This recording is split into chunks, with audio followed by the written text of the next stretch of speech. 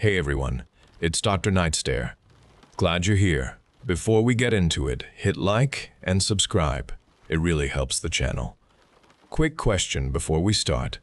Where are you watching from, and what time is it for you right now? Alright, let's get settled. Get comfortable, let your body relax, and just take it easy.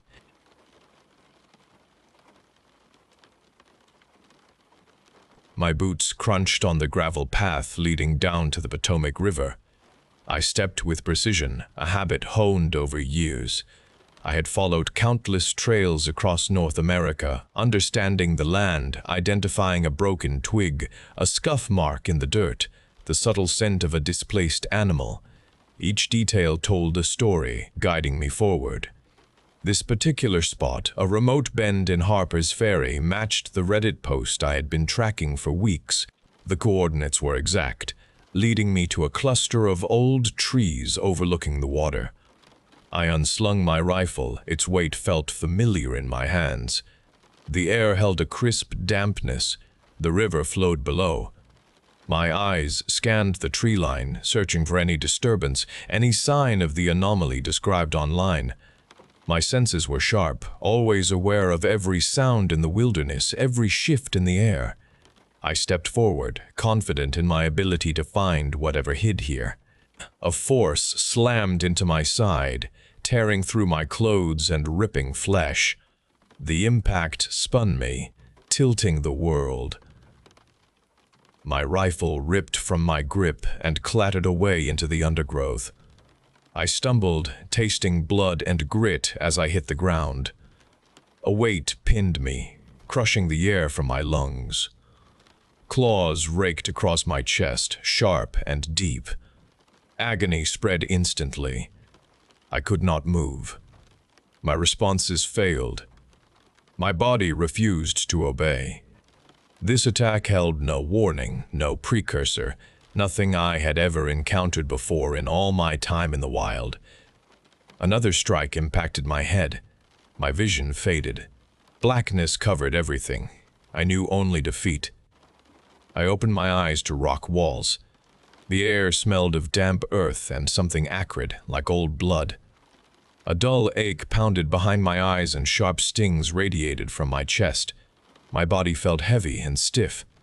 I tried to sit up, but a powerful wave of nausea pushed me back down.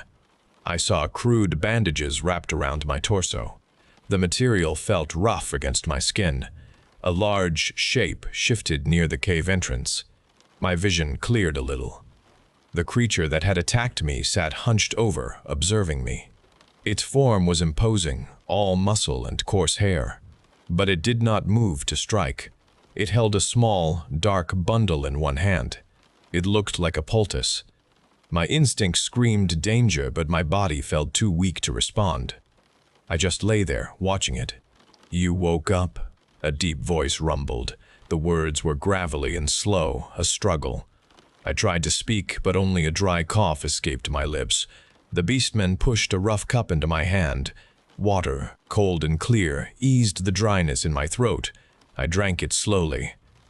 "You are a monster hunter," the beastman stated, not asking. My mind raced, trying to understand. "Who are you?" I croaked, my voice still rough. "They call me the Beastman," it replied. "I need help."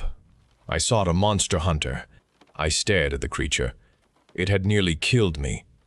"You tried to kill me." "I tested you," the beastman said, its eyes fixed on mine. "I needed to know you were strong. They told me to find a monster hunter. They told me you could help." "Who told you?" I asked. The situation felt wrong. The voices. "The lights," it explained. "They took Riley, my boy. He vanished from his bed 3 weeks ago. There were lights in the sky that night. He was gone the next morning." I struggled to process this. Gaels, territorial forest spirits, things that stalked the edges of human civilization. These were my domain. Disappearances linked to strange skylights were a different kind of story altogether. I knew the wilderness and the threats within it. This creature spoke of something else. It sounded like an old man's delusion, yet it had shown immense power. Lights, I repeated, my voice flat. I hunt guy eels. I track things on the ground, in the woods. Not from the sky. The beast man seemed to deflate. Its shoulders slumped. They said you were different. They said you knew what to do. They said you were the one. It stood up, its large form filling the small space. Wait, I urged, pushing myself onto an elbow despite the pain. What do you mean, they? The beast man did not answer. It turned its back to me and walked towards the cave entrance. It moved with a strange, heavy grace. I watched it go, unable to stop it. Its form merged with the shadows near the opening. One moment it was there, a dark silhouette against the pale light of morning, and the next it was gone. No sound, no rustle, just an empty space. I was alone again in the damp, cold cave, my body aching, my mind reeling. The beastman had left me with more questions than answers. It left me with a missing boy, strange lights, and a brutal attack that now seemed like a desperate plea. My head hurts.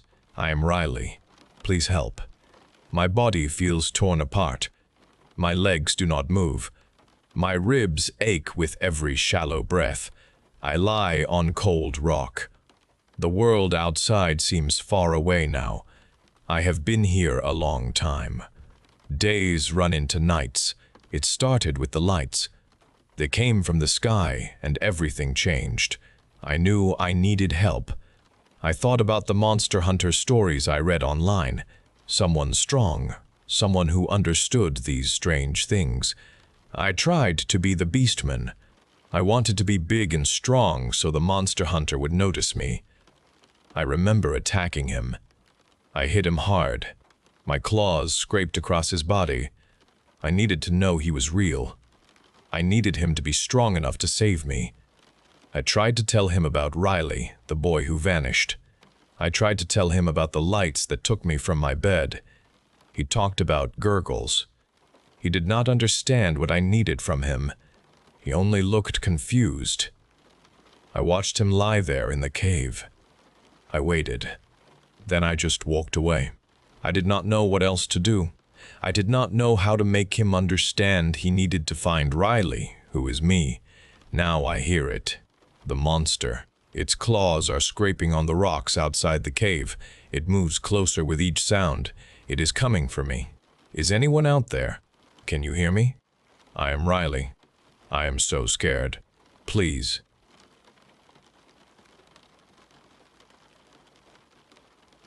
The 67 first appeared as an online joke, a scattered collection of numbers in comments and forum posts, but soon I began noticing it elsewhere. I saw the digits on a street sign one afternoon, and then on a bus advertisement days later. A clock flashed 6007, which then somehow changed to 6007, 6767s for a split second before resetting. This was no longer a joke. I started to check the time constantly, looking for those specific digits. I walked with my head down, avoiding the store windows and their reflections.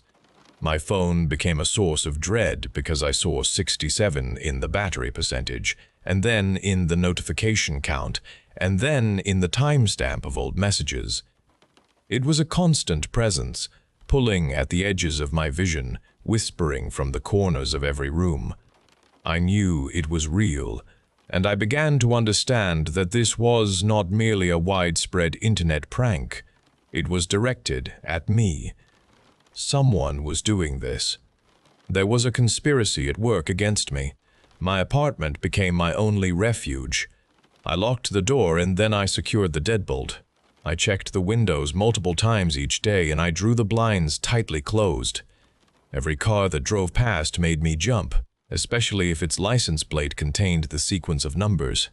The grocery store felt filled with hostile objects, making every visit a tense ordeal. I stopped going out. I stopped answering my phone. The walls of my apartment started to feel like the only safe place remaining in the world. Yet even within their apparent safety, the 67 found ways to manifest itself. It appeared in the pattern of the chipped paint on the ceiling. It formed in the shadow cast by the window frame. It shimmered in the static that sometimes appeared on my old television screen. The texture of my rug, the grain of the wooden table, even the arrangement of spilled coffee grounds on the counter could, with enough staring, resolve into those 2 digits. My thoughts circled the number without cease. I ate little, and I slept little, always listening, always watching, waiting for it to show itself again. The world outside shrunk away, and my life became entirely consumed by the number 67s within these 4 walls. My life became entirely consumed by the number 67 within these 4 walls. I remember a jarring invasion of my apartment, then a blur of motion, then the shocking glare of fluorescent lights above a new ceiling. This place felt too clean, too open, too white. A sterile antiseptic smell burned my nostrils. I was on a narrow bed, and the sheets were crisp and bleached. A woman with kind eyes and a calm voice sat beside my bed. She introduced herself as Dr. Lee. She spoke in measured tones, asking me questions about how I felt, about my sleep, about what I had been seeing. Her words were gentle, but they provided no real hold on the truth I knew. She explained where I was, what they were trying to do. She mentioned stresses and delusions, terms that seemed entirely separate from the concrete reality of the number that consumed me. I tried to tell her about the 67, about how it followed me, how it watched. She listened patiently, her expression never wavering, but her eyes held a professional sympathy that did not believe me. She wrote things on a pad, and I could almost see the numbers forming in the loops of her handwriting. The clock on the wall above her head displayed the time, and I held my breath, waiting for the 67s to emerge from the digital display. But it held steady. This new environment was supposed to be safe, a place free from the creeping invasion, but the 67 had merely changed its strategy. The pattern of the floor tiles started to arrange themselves into the forbidden digits when I stared too long. The way the light caught the edge of a plastic chair leg could make the curve and straight line appear, fleeting but undeniable. The soft whirring sound of the ventilation system in the ceiling seemed to pulse with a rhythm that, when I focused, resolved into a repeated 67-67 whisper. Even the drips from the tap in the bathroom, spaced irregularly, began to sound like a code, a countdown. I traced the numbers in the condensation on my window, then quickly wiped them away before anyone could see. They wanted me to believe it was all in my head, but I knew better. Every attempt by the staff to reassure me, every quiet conversation, only sharpened my resolve. Their calm rationality was a shield against a truth they refused to acknowledge. They saw a woman with a broken mind. I saw myself as a target in plain sight, trapped in a brightly lit cage, and the 67s was still here, finding me even in this place of supposed reason. The regimen of pills did nothing. They were tasteless, chalky things, meant to calm the mind, to smooth the edges of what they called delusion. But the 67s only grew louder, its presence more insistent, a constant hum vibrating behind my eyes, pulsing in the veins of my temples. The numbers pressed in from every surface, every shadow, every quiet moment. They claimed the medications would bring clarity, but instead, they sharpened the focus on the inescapable pattern, making every sound a coded message, every flicker of light a deliberate signal. I knew they thought they were helping, but they only muffled the wrong things, leaving me more vulnerable to the truth I had already embraced. The number was always here. My grip on reality frayed completely as days merged with nights, indistinguishable in the artificial glow of the ward. The clinical calm of the room began to shift, revealing the true nature of my confinement. The overhead lights started to flicker, not just once or twice, but rhythmically, a rapid pulse that made the shadows dance and twist into familiar forms. The air grew heavy and cold, despite the thermostat. I felt a palpable presence drawing nearer, a creeping dread that solidified into certainty. It was coming for me, not in my mind, but from the actual place where I existed.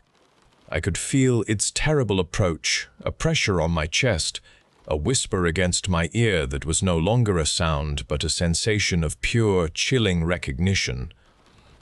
My heart raced, beating hard against my ribs. I knew there was no escape through the locked door, no flight through the barred window. My hands clawed at the plaster wall, desperate for a foothold, a way out. I needed to leave a mark, a testament to what was real, to what they refused to see. My nail tore through the paint, then gouged into the plaster beneath, carving the jagged digits into the stark white surface. A crude, raw 67 appeared, a final defiant statement of my truth. The room around me then twisted violently. The walls warped, the floor rippled, and the lights exploded into a blinding, searing flash that consumed everything. There was no door I opened, no window I climbed through. There was only a sudden, incomprehensible tearing sensation, a fierce suction, and I was pulled away, out of the ward, out of that place, into an overwhelming nothing. The room dissolved, and I was simply gone.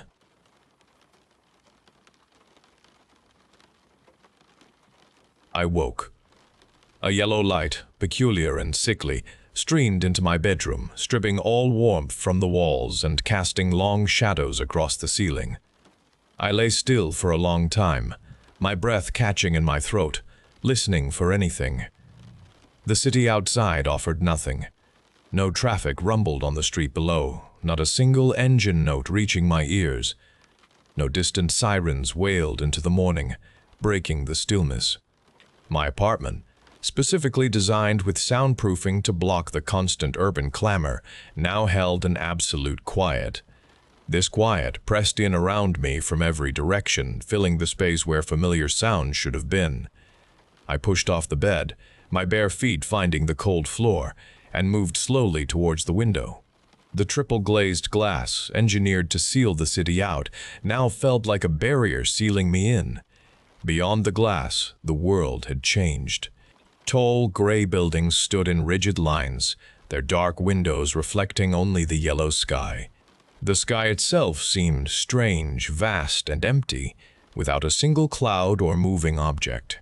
No people moved on the wide avenues below, no figures walking or running. The sidewalks stretched deserted.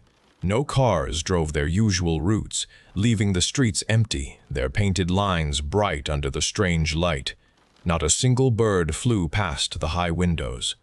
A cold dread settled deep in my stomach, a certainty growing that something truly terrible had happened, leaving me as the lonely resident of this abandoned world. I was inexplicably alone. Days passed. The yellow light held constant outside. I ate sparingly, in silence. I watched the city through the reinforced glass. One afternoon, I saw movement high above the buildings across the street. Dark, fluid shapes glided across the flat roofs. They moved, taking positions, then shifting. Their forms were indistinct silhouettes against the yellow sky.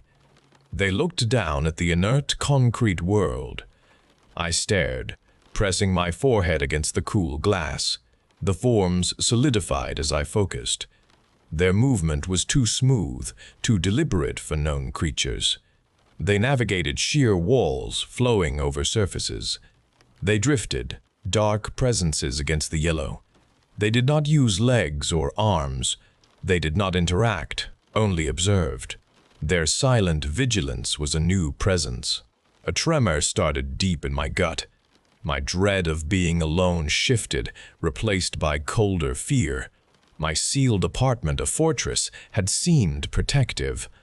Then, one morning, I saw a change. The air outside rippled. A distortion appeared, then resolved. A dark shape pressed against my triple-glazed window. It was massive, filling the view. Its surface absorbed the yellow light instead of reflecting it. It had no discernible features, no eyes, mouth, or limbs. It was simply a presence, a formless mass of deep shadow. It did not move. It did not make a sound. It just stood there, still, observing the interior of my apartment. It observed me. I froze. My lungs locked, muscles seized. The thing outside my window did not acknowledge my fear. It held its position, a silent, dark mass. Its gaze, though featureless, felt like a physical weight pressing against me, through the glass, into my very bones. The quiet no longer felt empty. I was not alone in this dead city. I was merely visible. My sealed apartment, my last refuge, offered no concealment. I was exposed, observed, and utterly helpless under its view. The thing outside my window pulsed slightly. My heart beat fast. A desperate surge of something rose within me. I had to fight. My apartment had a kitchen. I went into the kitchen and grabbed the largest knife from the block. Its steel blade felt cold in my hand. I returned to the living room facing the window. The solid door to my apartment made a sound. It was a sharp, tearing noise. The dark mass outside flowed in, not through the door, but through the wall beside it. It expanded, splitting into two distinct forms. They were still featureless, twin shadows. My cat, Salem, had watched from under the sofa. Now, he made a sharp hiss. I screamed, moving forward with the knife. The blade cut through empty air. My arm suddenly felt heavy and dead. I was lifted, my feet leaving the floor. The knife fell from my fingers, clattering on the wood. I was held, immobile, against the ceiling. I could not move my arms. I could not move my legs. My lungs would not take air. Salem darted from his hiding place. He launched himself at one of the dark forms, claws extended. There was a distinct tearing sound.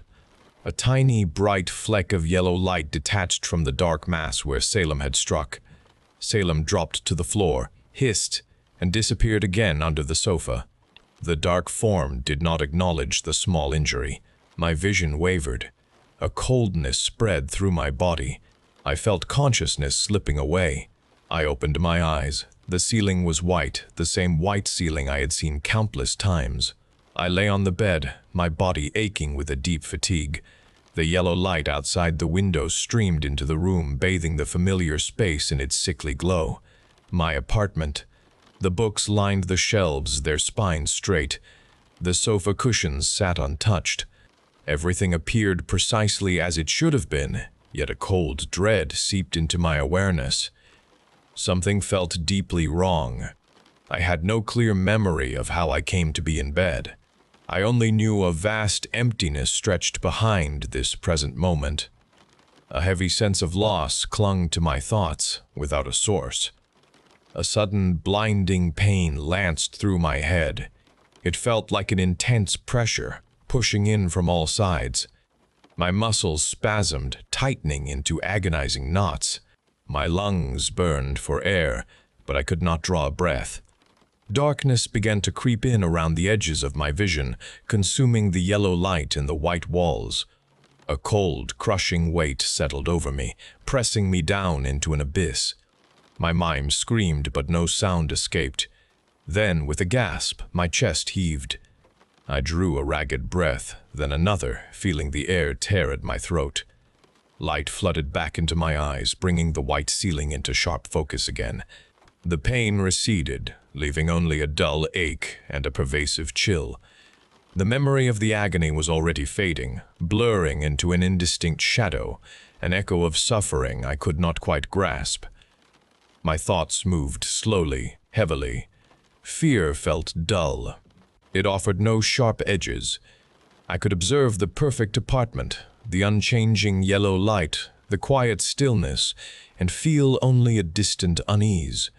Resistance felt impossible, a concept too strenuous for my dulled mind to entertain. I just existed. Then a familiar sound broke the stillness.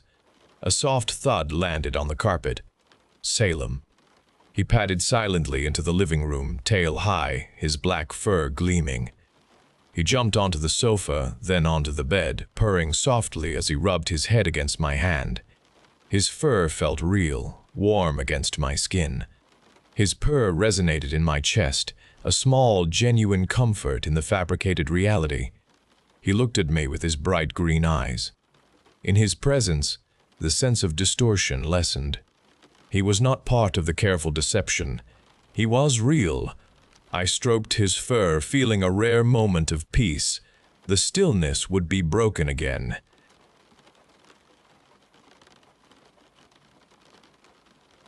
The floodlight outside the kitchen window blinked on again, bathing the overgrown backyard in its harsh white glow. This was the 6th time tonight, an infuriating habit of the overly sensitive motion sensor. Its quick, startling flashes routinely broke the peace of the evening, illuminating only wind-stirred shadows before plunging the area back into darkness. A soft scratching sound drifted from outside, followed by a light tread on the gravel path. My gaze snapped to the glass. The light flickered once, then stayed on, showing only the empty stretch of driveway and the dark shapes of dormant bushes. It was just the wind, I decided, moving something loose in the night. The floodlight blinked on again, searing through the dark. This time, something stood behind my parked car. A hunched form remained perfectly still, pressed low against the vehicle's rear bumper. Its elongated head dipped and twisted, a narrow snout sniffing at the cold asphalt. Skin stretched taut, gray and thin, across bony features. Skeletal arms reached toward the ground, each large hand splayed, fingers twisted, gripping the gravel. The creature's movements were jerky. Wet sounds came from its snout, soft and disturbing, a noise amplified in the harsh light. My breath hitched in my throat. A cold dread seized my chest, sharp and undeniable. This was no branch, no animal. The sheer wrongness of its presence, its unnerving way of moving, rooted me to the spot. Rational thought dissolved into a primal urge to scream and flee. Then, as abruptly as it had arrived, the light snapped off. The night swallowed the grotesque figure whole, leaving only its terrifying afterimage imprinted on my vision. I lunged for the kitchen window, my hands clamping onto the old metal latch. It stuck, forcing me to yank hard. The mechanism groaned, then clicked into place. I dragged a heavy kitchen chair from the table, scraping its legs across the tile. I wedged it tight underneath the sill, pushing until the glass frame creaked. The window was secure. My lungs burned. The floodlight outside ignited, its harsh glow filling the yard. I squinted, scanning the length of the driveway. Nothing stood there. The bushes were still. No sound broke the night now. Relief eased the tightness in my chest. It was gone. I had scared it away. My body sagged against the cool counter, the tension draining from my muscles. My breathing deepened, evening out. The immediate danger had passed. I took a breath, letting the new quiet settle around me. The floodlight outside clicked off for the last time. Darkness consumed the yard again, leaving the window a sheet of black glass. My own face stared back at me, pale in the sudden gloom. Yet, beyond myself, something shifted deep within the house, visible in the reflected darkness. Long gray fingers curled around the wooden frame of the pantry door. Each digit was thin and knotted, pushing against the dark grain. They tightened their hold with horrifying certainty. It had been inside the house, waiting.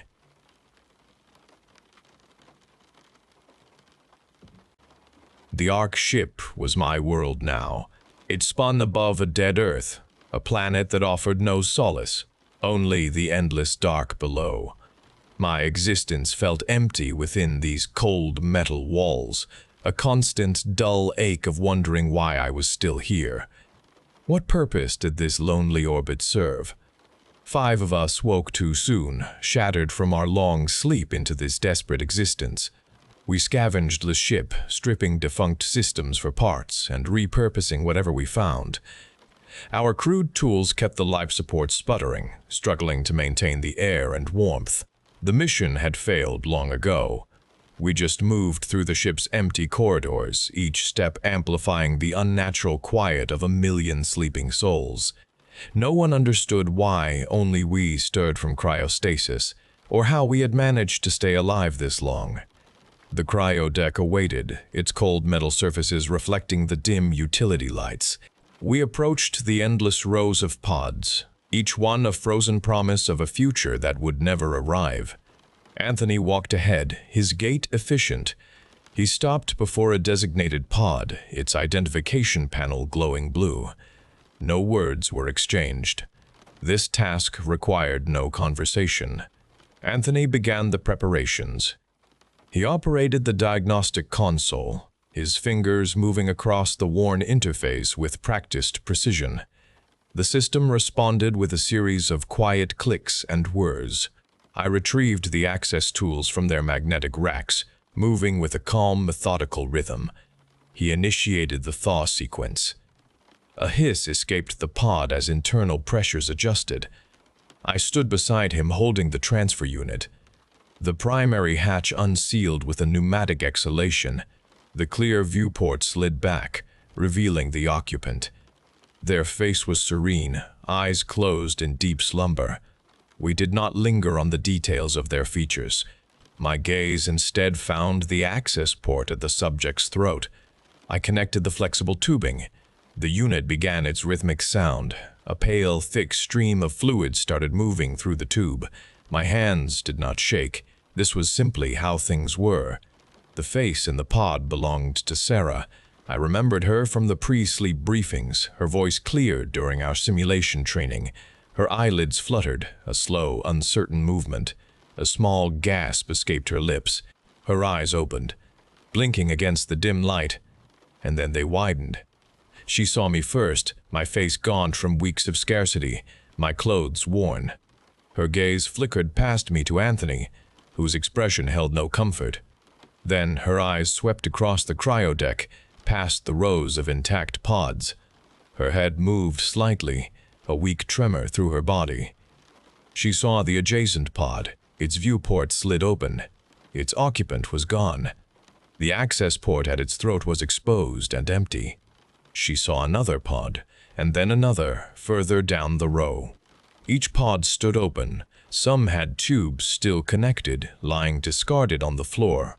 Some of them revealed the hollowed-out remains of their previous occupants, their bodies shrunken and deflated. A thin, viscous film coated the interior of those opened pods. Her breath hitched. Her gaze returned to the tube connected to her own throat, then to the collection unit I held. Her eyes fixed on the pale, thick fluid steadily flowing from her body. The realization hardened in her gaze. She understood then why we were here and why she was awake. Her mouth opened, but no sound came out.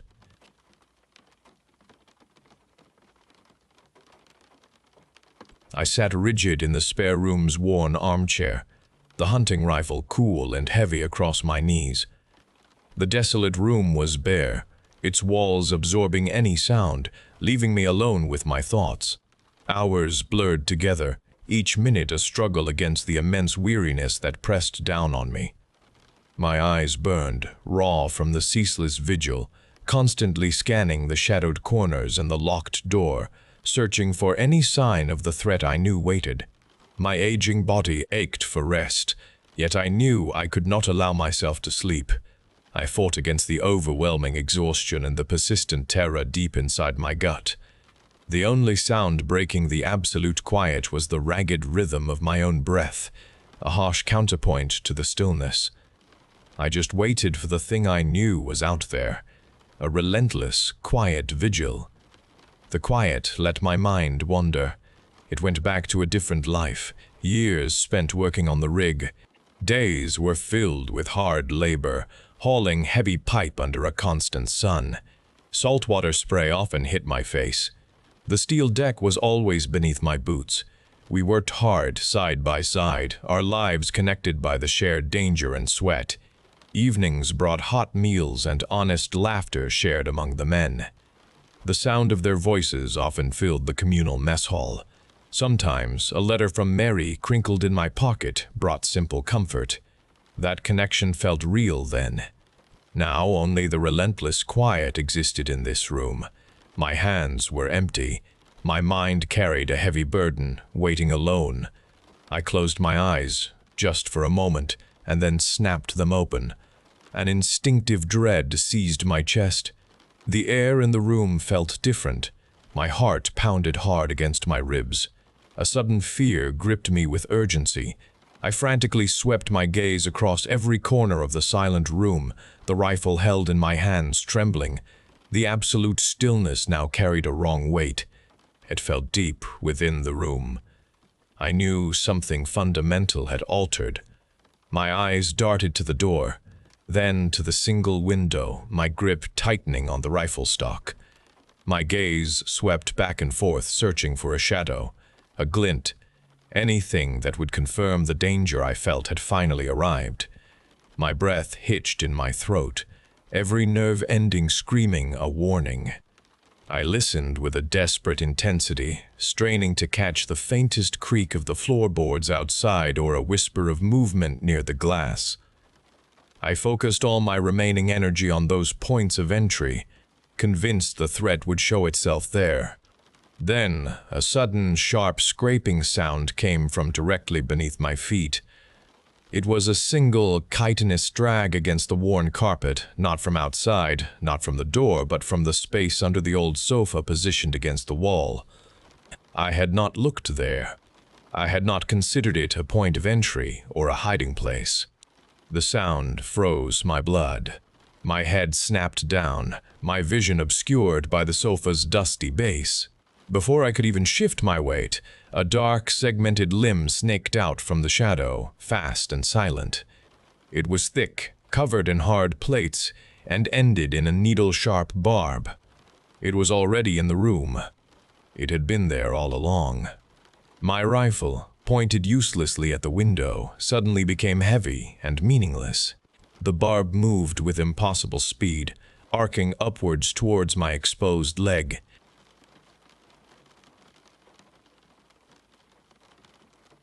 The workday ended, leaving me drained as I walked through my apartment door.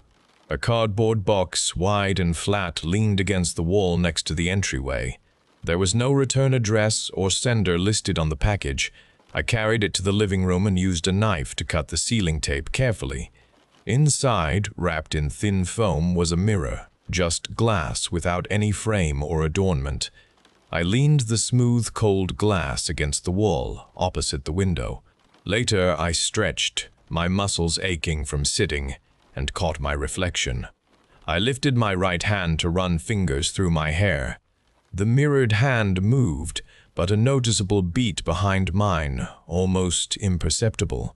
I watched carefully and dropped my hand, then lifted it again slowly. The delay happened once more, a distinct echo of my movement. A chill spread across my skin, though the room was warm. I shook my head to clear the sensation, attributing the odd sight to fatigue. I decided my eyes were simply tired from the day, playing tricks on me. The reflection stared back, motionless. The next evening, as I prepared dinner, a muted scream cut through the wall from the adjacent building. I froze, my knife hovering above the cutting board. It lasted only a second, followed by a harsh scraping sound, then nothing. My heart beat fast. I told myself it was just a loud television or a neighbor moving furniture. The incident, however, settled a cold weight in my chest, a feeling that stayed with me. Later that week, the kitchen light above the stove flickered once, then twice, before settling into a steady glow. I blinked. My reflection in the mirror across the room seemed to shift then, a brief, independent movement of its head. I spun around, but the reflection stood still, perfectly mirroring my own surprised face. My breath caught in my throat. Another night walking past the living room mirror, I caught a glimpse of movement in its depth. For a fraction of a second, an extra shadow stretched long across the mirrored floor, reaching for the reflection of my leg. I stopped short, turning my entire body to face the glass. The shadow was gone. Only my own solitary form stood within the frame. My head began to ache with a dull, persistent throb. One afternoon, I sat in my armchair, reading. I glanced at the mirror. My reflection's eyes met mine, but its lips curved into a slight, knowing smile before my own face had registered the thought. It was a subtle, cruel expression, lasting only an instant. I gasped, my book falling to the floor. The reflection's smile vanished, its face now a perfect still copy of my own terrified gaze.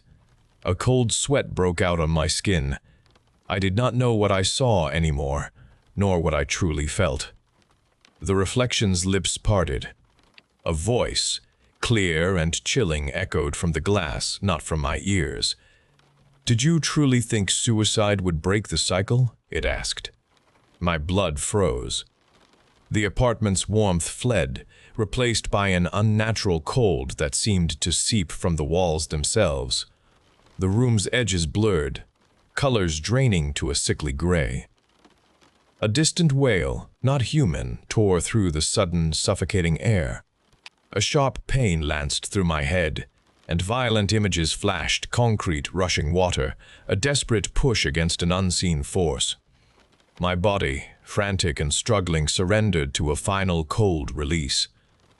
These were not memories I owned, but they were implanted, dredged up by the mirror's cruel will.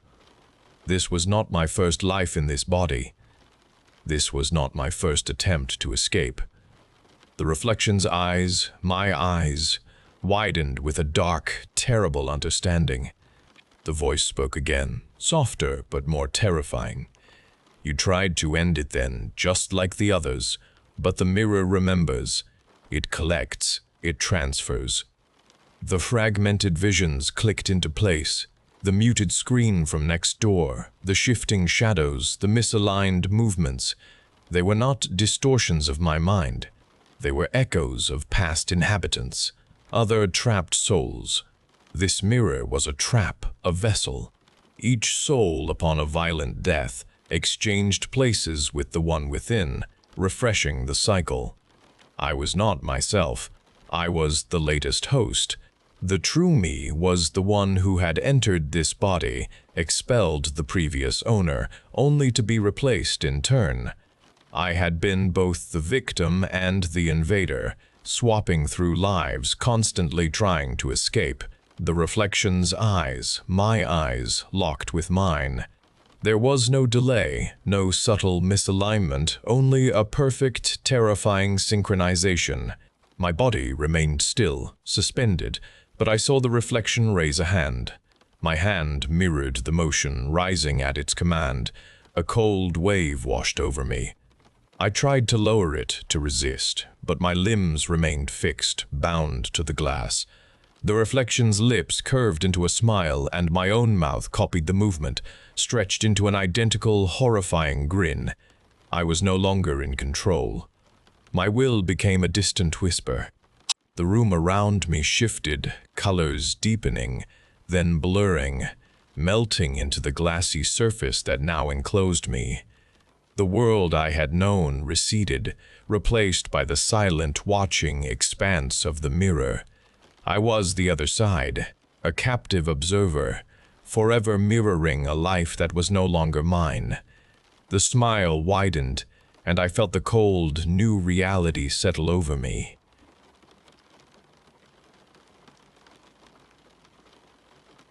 My thoughts were tangled with the day's frustrating deadlines, a knot of responsibilities pulling at my attention as I drove through the sleepy afternoon streets. The sun, a heavy presence, beat down on the pavement, shimmering in the distance. I barely noticed the small, brightly painted stand at the corner until a flash of yellow caught my eye. It was a lemonade stand, wobbling in the heat, set up beside an old, peeling fence. A young girl sat behind it, her legs dangling from the rickety stool, not quite touching the ground. Her hair, a tangle of braids, framed a face smudged with dirt and a wide, gap-toothed smile. She looked no older than 7, perhaps 8, and her oversized t-shirt swallowed her small frame. As I slowed the car, she looked directly at me, her brown eyes steady. She raised a small, determined hand and waved, a gesture so earnest it compelled me to pull over.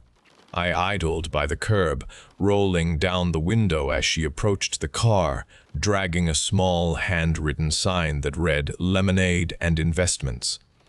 A tiny, almost imperceptible tremor ran through the sign as she held it up. Her voice, clear and confident for such a young child, greeted me. "Sir, would you like to invest in the future?" I found myself chuckling, a genuine laugh escaping me despite the weight of my day. "Invest in the future?" I asked, looking at her serious face. "What kind of investment is that?" She planted her bare feet on the hot asphalt. "It's a special kind," she explained, her voice dropping as if sharing a secret. "You give a small amount every year, and it grows. It helps things grow. My grandmother says it's a very old family business." She gestured down the street with her free hand, then returned her gaze to me, unwavering. "Just $100 a year, starting now for big returns later." The idea felt absurd, a child's game dressed up in grown-up words, but her conviction was endearing. My rational mind, dulled by the day's grind and the oppressive heat, offered little resistance. There was something charming about her serious demeanor, her obvious effort. It felt like a small, harmless act of kindness, an easy way to brighten a dismal afternoon. $100 was nothing, really. I reached for my wallet, already deciding. "All right," I said, a smile spreading across my face. "I'll make an investment." Her eyes brightened, and the gap in her teeth seemed to widen with her grin. She hurried back to the stand, pulling out a sheet of crumpled paper and a stubby pencil. The paper was covered in childish drawings and loops, but in the center, a few lines of adult-looking script were visible, written in an elegant, almost old-fashioned hand. "You just need to sign here," she said, pushing the paper toward me across the top of her wobbly lemonade stand. "For the yearly contribution." The sun glared off the page, making it difficult to read the small print, and I saw no need. It was a child's silly game. I took the pencil, ready to humor her. The sun glared off the page, making it difficult to read the small print, and I saw no need. It was a child's silly game. I scrawled my name across the designated line without a second thought. The graphite, a dull scratch against the paper. The instant the pencil left the page, a profound stillness fell over the street. The afternoon's distant drone of traffic and birdsong abruptly ceased, replaced by a sudden, unnatural quiet that pressed in on my ears. The girl's gap-toothed smile dissolved. Her brown eyes, moments before filled with childish earnestness, now burned with a fierce, ancient light. They widened, their pupils contracting into sharp, vertical slits like a cat's. Her skin, previously smudged and sun-kissed, began to ripple and tighten, losing its soft, youthful texture. It pulled taut over her cheekbones, deepening the hollows beneath her eyes, and a faint web of dark veins pulsed just beneath the surface. Her small frame seemed to stretch and contort, an audible S-snap coming from her elbow as her arm lengthened, the bones shifting with a wet, sickening sound. The braids in her hair unraveled and thickened, turning black and coarse, twisting into a grotesque crown that seemed to writhe with a life of its own. Her fingernails elongated, pushing outward with the sharp click of talons. A low, guttural growl rumbled deep in her throat, a sound impossible for a child's voice. It was a sound of immense age and power, a predator's challenge. Her lips peeled back from her gums, revealing not childish teeth but long, needle-sharp fangs that dripped with a dark, viscous fluid. The air around her grew thick, heavy with the stench of sulfur and decay. I tried to pull back, to scream, but my muscles locked. A terrifying, cold paralysis seized me. The image of her transforming face burned into my vision, those reptilian eyes fixed on mine with a gaze of pure malevolence. Her head tilted, an impossible angle, and a dark, triumphant laugh, deep and resonant, ripped from her throat, echoing in the sudden, absolute quiet. The world spun. A black wave washed over my sight, and the last thing I knew was the overwhelming smell of ash as consciousness fled. My eyes fluttered open, greeted by the familiar ceiling of my bedroom. The air in the room felt stagnant, heavy, yet carried no scent I could recognize. A wave of nausea churned my stomach, making the room spin for a moment before objects slowly coalesced into grim reality. I was in my own bed, but the sheets beneath me felt stiff, gritty, as if they had been dragged through soil. My entire body was caked in cold, dark mud, a layer of earthy grime clinging to my skin, seeped into the very fabric of the bed. It was everywhere, coating my hair, lodged beneath my fingernails, crusting my eyelids. A sharp sting pulled my attention to my left side, just below my ribs. I reached down, my fingers brushing against coarse, stiff thread pulled tight across a raised ridge of flesh. A crudely stitched gash ran across my side, a dark line against skin that now looked pallid and drawn, the flesh around it swollen and discolored. The stitches themselves were thick, black and rough, digging into my skin with every slight movement. My mouth felt dry, coated with a sour metallic taste, the flavor of old blood and rusted metal that made me gag.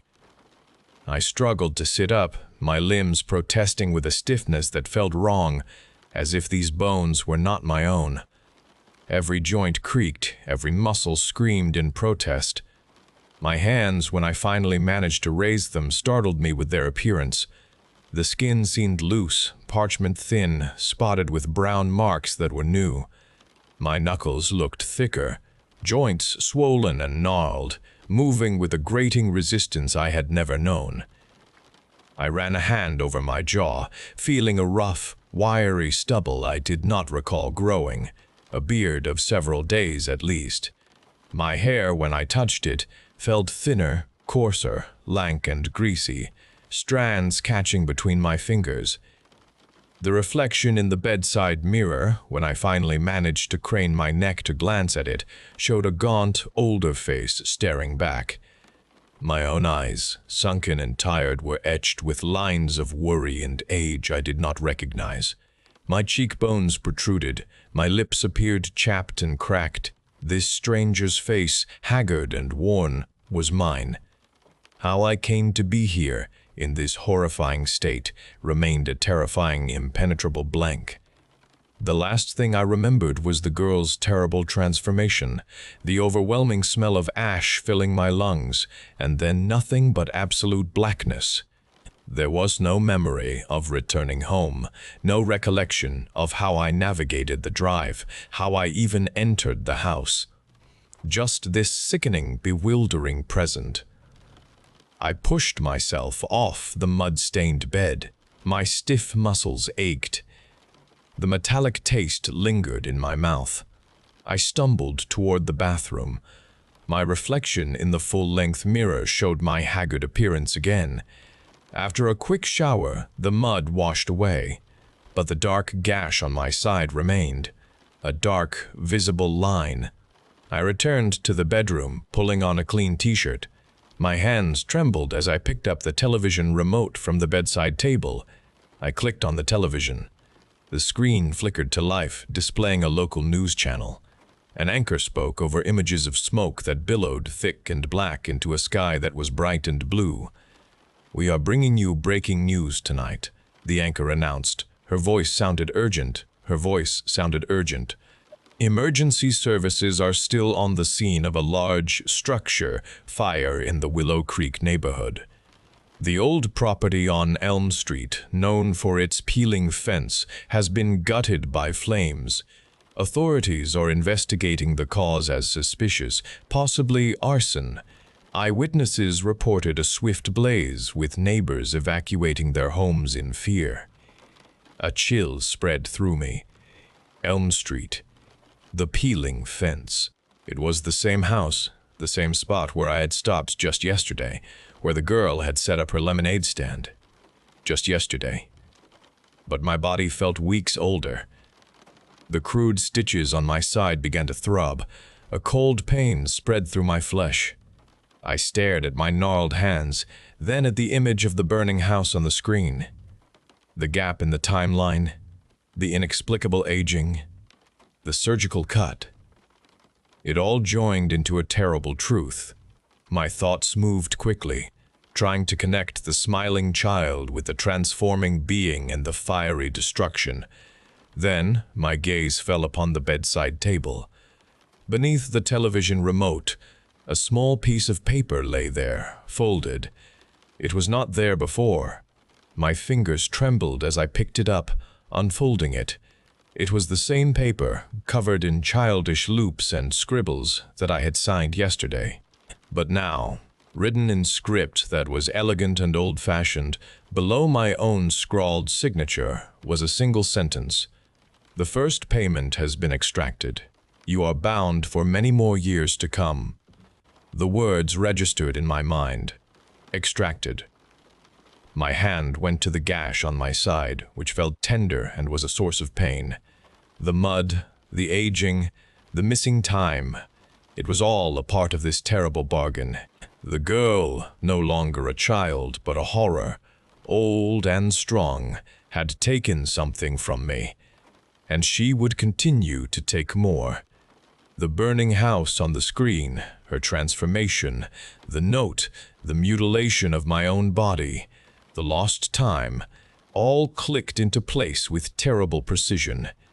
I was trapped, caught in a binding contract, forever tethered to her cruel power. Dread about the future settled deep within me,